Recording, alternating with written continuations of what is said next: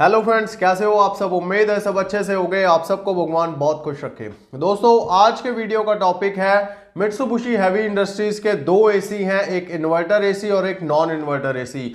दोनों ही 1.6 टन की कैपेसिटी के साथ आते हैं, लेकिन मुद्दा यह है कि दोनों में से कौन सा बेहतर है। ये जो टॉपिक है, ये एक कमेंट आया मेरे पास प्रियंका जी का, ये स्क्रीन के ऊपर फ्लैश कर रहा हूं मैं। इन्होंने दो मॉडल नंबर मेंशन किए हैं, एक 2021 का लेटेस्ट मॉडल है और एक ओल्ड मॉडल है इनका जो कि नॉन इन्वर्टर है।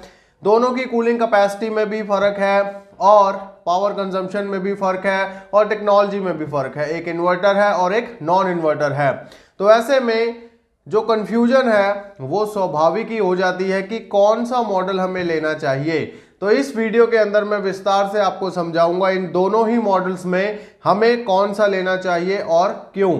तो चलिए स्टार्ट करते हैं वीडियो। लेकिन उससे पहले अगर आपने चैनल को सब्सक्राइब नहीं किया है तो कर लीजिए, क्योंकि इस चैनल के ऊपर बहुत ही यूजफुल वीडियोस आते रहते हैं जो आपकी नॉलेज बढ़ाते रहते हैं। तो चलिए आप स्टार्ट करते हैं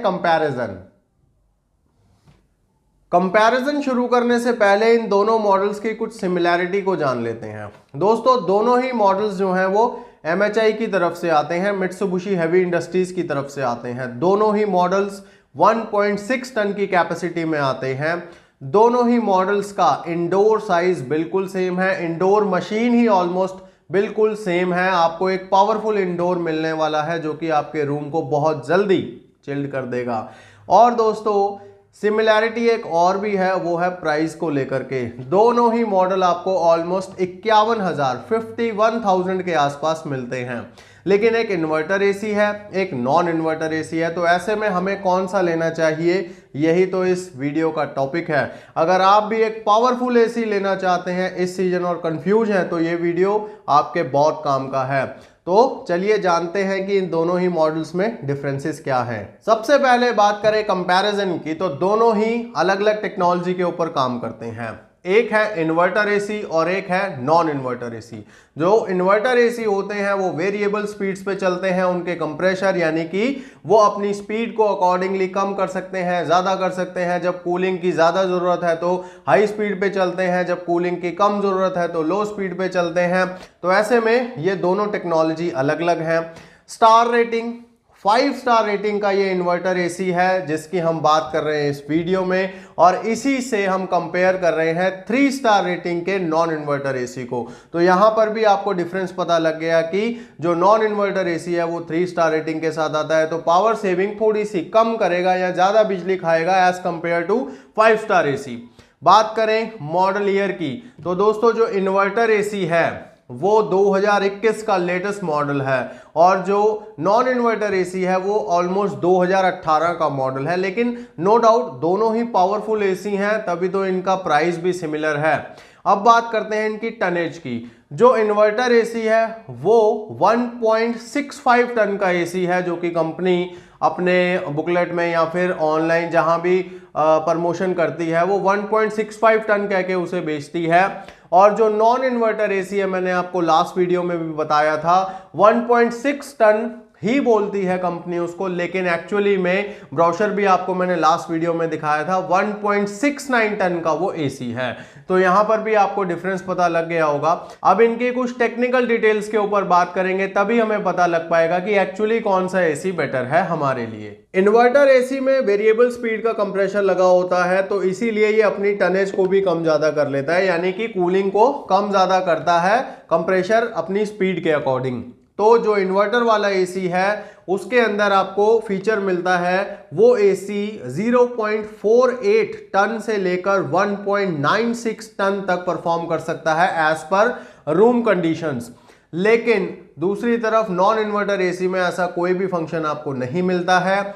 वो एसी अपनी फिक्स स्पीड के ऊपर ही काम करता है, यानी कि 100% कूलिंग कैपेसिटी ही वो प्रोवाइड करता है, यानी कि वो 1.69 टन पे ही चलेगा जब भी चलेगा। दूसरी तरफ बात करें कूलिंग कैपेसिटी की, तो जो इन्वर्टर वाला एसी है 100% कूलिंग कैपेसिटी है 5825 वॉट, ठीक है। और जो नॉन इन्वर्टर एसी है उसकी कूलिंग कैपेसिटी है 100% पे, उसकी तो 100% पे ही होती है। तो वो है 5925 वॉट। तो यहां पर 100 वॉट का फर्क जरूर है कूलिंग कैपेसिटी में। नॉन इन्वर्टर एसी में 100% पे 100 वॉट जरूर वो एक्स्ट्रा दे रहा है, लेकिन इन्वर्टर एसी है वो अपनी 100% कूलिंग से भी एक्स्ट्रा जाकर काम कर सकता है, तभी तो वो 1.96 टन तक परफॉर्म कर सकता है। तो ऐसे में आपको एक इन्वर्टर एसी ही लेना चाहिए अगर इन दोनों में आप कंफ्यूज हो। तो यहां पर अब आपको क्लियर हो जाना चाहिए कि कूलिंग के मामले में आपको इन्वर्टर एसी बेहतर कूलिंग करेगा, क्योंकि वो अपनी टनेज को बढ़ा भी सकता है और पावर कंजम्पशन भी बहुत कम करेगा as compare to non inverter AC. क्योंकि अगर हम बात करें पावर कंजम्पशन की, तो जो इन्वर्टर एसी है उसकी एवरेज पावर कंजम्पशन रहेगी 100% पे 1320 वॉट, और जो नॉन इन्वर्टर एसी है उसकी रहेगी 1485 वॉट। तो यहां पर काफी बड़ा डिफरेंस है वॉटेज में भी। तो आप समझ सकते हैं कि जो नॉन इन्वर्टर एसी है वो हमेशा ही 1485 वॉट लेगा, जबकि जो इन्वर्टर एसी है वो ऐसा हमेशा नहीं करेगा। जब कम स्पीड पे चलेगा उसका कंप्रेशर, तो ऑटोमेटिकली वॉटेज भी वो कम लेगा।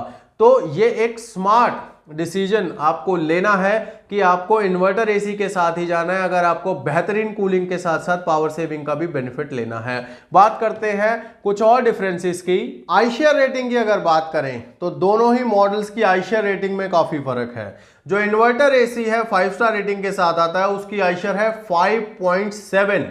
जी हाँ दोस्तों, 1.96 टन तक वो एसी ऑलमोस्ट 2 टन तक परफॉर्म कर सकता है और उसकी आईशेयर रेटिंग है 5.7।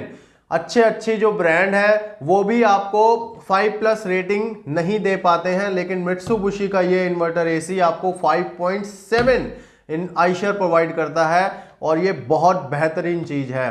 दोस्तों दूसरी तरफ बात करें नॉन इन्वर्टर एसी की, तो वहां पर आपको 3 स्टार एसी है, 3.99 आईशेयर वहां पर आपको मिलती है। तो इस चीज से भी क्लियर हो जाता है कि जो इन्वर्टर एसी है वो पावर सेविंग करेगा। अब बात करते हैं अंपेयर्स की, करंट कितना लेगा, अंपेयर कितना लेगा, लोड कितना लेगा। तो जो नॉन इन्वर्टर एसी है इनका, उसका जो अंपेयर में वेरिएशन चलेगा वो चलेगा 5.6 से लेकर 6.6 तक, यानी कि कम से कम भी लेगा तो 5.6 लेगा ही और मैक्सिमम लेगा तो 6.6 लेगा। लेकिन अगर आपके यहां पर इन्वर्टर एसी लगा होगा मित्सुबिशी का, तो दोस्तों वो मिनिमम 1.1 से लेकर मैक्सिमम 6.5 तक परफॉर्म करेगा। तो यानी कि 1.1 पे मशीन चल सकती है।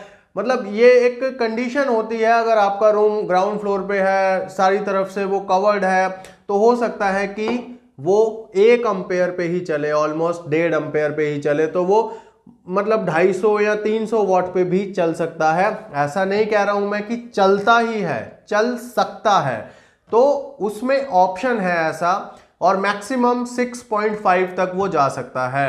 तो अगर आपका टॉप फ्लोर भी है तो भी वो मैक्सिमम 6.5 तक ही जाएगा। तो ऐसे में इन्वर्टर एसी लेना ही बेहतरीन चॉइस होगा मेरे नज़रिए में। अब बात करते हैं इनके इंडोर साइज की या आउटडोर साइज की। तो इंडोर साइज, जैसे कि मैंने आपको वीडियो के स्टार्टिंग में बताया कि दोनों का इंडोर बिल्कुल सेम आपको मिलेगा, सेम साइज का मिलेगा, दोनों में जेट टेक्नोलॉजी मिलेगी, 3D एयर मिलेगी, मतलब सब कुछ आपको मिलेगा, सिमिलर ही मिलेगा, और ऑलमोस्ट जो फिल्ट्रेशन सिस्टम है वो भी सेम ही मिलेगा। लेकिन अगर हम बात करें आउटडोर की, आउटडोर में यहां पर थोड़ा सा डिफरेंस जरूर है। दोनों की आउटडोर मशीन्स के वेट में बहुत डिफरेंस है। अगर मैं बात करूं इन्वर्टर मॉडल की, जो इन्वर्टर एसी है इनका, उसका जो आउटडोर है वो 30.5 kg का है, यानी कि लगभग 30.5 किलो का आउटडोर आपको मिलने वाला है। इन्वर्टर अगर आप लेते हैं मॉडल, अगर आप नॉन इन्वर्टर मॉडल लेते हैं तो आपको 44 kg का आउटडोर मशीन मिलता है। तो यहां पर ऑलमोस्ट 13 से 14 किलो का डिफरेंस है आउटडोर मशीन्स में। लेकिन वो डिफरेंस क्यों है? क्योंकि इन दोनों की रेफ्रिजरेंट में फर्क है। जो इनका ओल्ड मॉडल है नॉन इन्वर्टर वाला, वो R410A पे चलता है, और जो लेटेस्ट मॉडल है वो है R32 पे चलने वाला। जो भी मॉडल R32 पे चलने वाले होते हैं उनके आउटडोर जो होते हैं वो लाइट वेट ही होते हैं, क्योंकि उनके कंप्रेशर कंपैरेटिवली थोड़े से हल्के होते हैं। लेकिन उसका मतलब ये नहीं है कि वो परफॉर्म अच्छा नहीं करते। मैं हमेशा से आपको बोलता आया हूं कि R32 गैस वाले ही एसी आपको लेने चाहिए, वो ज़्यादा बेहतर परफॉर्म करते हैं और पावर सेविंग भी करते हैं। मित्सुबिशी हेवी इंडस्ट्रीज वाले जो R410A ही प्रोवाइड कर रहे थे काफ़ी सालों से, लेकिन अब इन्होंने धीरे धीरे चेंजेस करे हैं। 2021 में कुछ मॉडल इन्होंने लॉन्च किए हैं जो कि R32 गैस के साथ आ रहे हैं और वो बहुत बेहतरीन परफॉर्मेंस प्रोवाइड कर रहे हैं। एक छोटा सा डिफरेंस और है जिसमें नॉन इन्वर्टर एसी बेहतर है, वो है आउटडोर और इंडोर के बीच की दूरी। तो यहां पर इन्वर्टर अगर एसी आप लेते हो तो उसके अंदर आप मैक्सिमम 15 मीटर तक की दूरी रख सकते हो, ऐसा कंपनी का कहना है। अगर आपको बेहतर परफॉर्मेंस चाहिए तो मैक्सिमम जो दूरी होनी चाहिए इंडोर और आउटडोर में वो 15 मीटर होनी चाहिए। और इंडोर और आउटडोर की हाइट में जो डिफरेंस होना चाहिए, अब वो बेशक आप इंडोर नीचे प्लेस कर रहे हो या इंडोर ऊपर प्लेस कर रहे हो, आउटडोर मतलब नीचे या ऊपर कहीं भी रख रहे हो, तो उनके अंदर जो गैप होना चाहिए, हाइट होनी चाहिए, वो 10 मीटर का होना चाहिए। लेकिन अगर हम बात करें नॉन इन्वर्टर वाले मॉडल की, उसके अंदर दोस्तों जो इंडोर टू आउटडोर बीच का डिस्टेंस है, लेंथ है, वो अप टू 25 मीटर्स हो सकता है। यानी कि 25 मीटर भी अगर आप दूर लगा देंगे इंडोर को तो भी वो बेहतर परफॉर्मेंस आपको देगा। और हाइट की अगर बात करें तो इंडोर से आउटडोर की जो हाइट रहेगी, बेशक आप उसको छत पे रखो या ग्राउंड पे रखो, वो मैक्सिमम 15 मीटर तक आप उसको बढ़ा सकते हो। तो ऐसे में अगर आपका जो आउटडोर रखने का जो मतलब एरिया है वो दूर है तो फिर आपको नॉन इन्वर्टर एसी लेना चाहिए, क्योंकि वहां पर आपको ये बेनिफिट मिल जाता है। लेकिन दोस्तों 15 मीटर भी बहुत ज़्यादा होता है। ज़्यादातर लोग अपने मतलब कमरे के बाहर या छत पे ही रखते हैं, तो ऐसे में 10 मीटर भी काफ़ी ज़्यादा हो जाता है, तो सफिशिएंट रहता है। अब बात करते हैं कंक्लूजन की। तो कंक्लूजन दोस्तों यही है, आपने कंपेयर जब मैंने करा इनको तो आपने देख ही लिया होगा कि इन्वर्टर एसी ही बेस्ट चॉइस हो सकती है, क्योंकि जब हमने पैसे 51,000 रुपये ही खर्च करने हैं तो सबसे पहले तो हमें लेटेस्ट मॉडल के साथ जाना चाहिए। दूसरी बात इन्वर्टर टेक्नोलॉजी के साथ जाना चाहिए। तीसरी बात पावर सेविंग का बेनिफिट मिलता है। चौथी बात टनेज जो है वो कम ज़्यादा होती है। और एक्सट्रीम जो है 1.96 ऑलमोस्ट 2 टन के आसपास आपको जो परफॉर्मेंस मिलती है। और अगर आपका कमरा बड़ा भी है, अप टू 250 स्क्वायर फुट का भी है, तो भी आप इजीली इन दोनों ही एसीज को, दोनों की बात कर रहा हूँ, 250 स्क्वायर फीट का अगर एरिया है तो इन दोनों ही एसीज को बहुत बेहतरीन तरीके से आप एक्सपीरियंस कर सकते हो। बट मेरी जो राय है वो यही रहेगी कि इन्वर्टर एसी लिया जाए अगर इन दोनों मॉडल में कोई कंफ्यूजन है तो। और R32 गैस है, ये भी एक एडवांटेज मिल जाता है। अभी एक कमेंट मेरे पास आया लास्ट वीडियो के ऊपर कि आपने हमेशा कहा है कि R32 वाले मॉडल लेने चाहिए, तो अब इस वीडियो में आप ये क्यों बोल रहे हो कि R410A वाला मॉडल ले लो। तो दोस्तों मॉडल या फिर गैस ज़्यादा मैटर नहीं करती है, मैटर करता है कि एसी की परफॉर्मेंस कैसे हमें मिलेगी। अब जो लास्ट वीडियो मैंने बनाया था वो दोनों ही MHI के एसी थे, उनमें गैसेस का फर्क था, लेकिन हमें अगर R410A वाले एसी से बेहतर परफॉर्मेंस मिल रही है तो फिर हम क्यों जाएं R32 के ऊपर।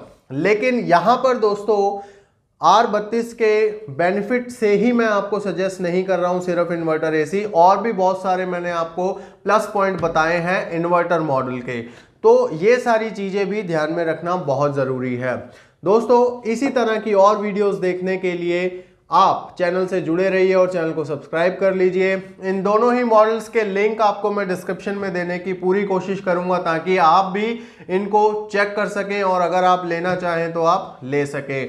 और दोस्तों एक बात और बता दूं कि अब जो है फरवरी शुरू हो गया है, this is the best time to purchase AC, क्योंकि आप मार्च तक उसको थॉरोली फिट वगैरह करवा लेंगे और जब सीजन स्टार्ट होगा तो आप फिर बेहतर कूलिंग का एक्सपीरियंस करने लगेंगे। तो अगर आपने एसी खरीदना है तो प्लानिंग शुरू कीजिए और फटाफट से मतलब अपने दिमाग में सेट कीजिए कि कौन सा मॉडल आपको लेना चाहिए और बस खरीद लीजिए। मैं मिलूंगा आपको किसी नई वीडियो में किसी नए टॉपिक के साथ, तब तक के लिए गॉड ब्लेस यू दोस्तों।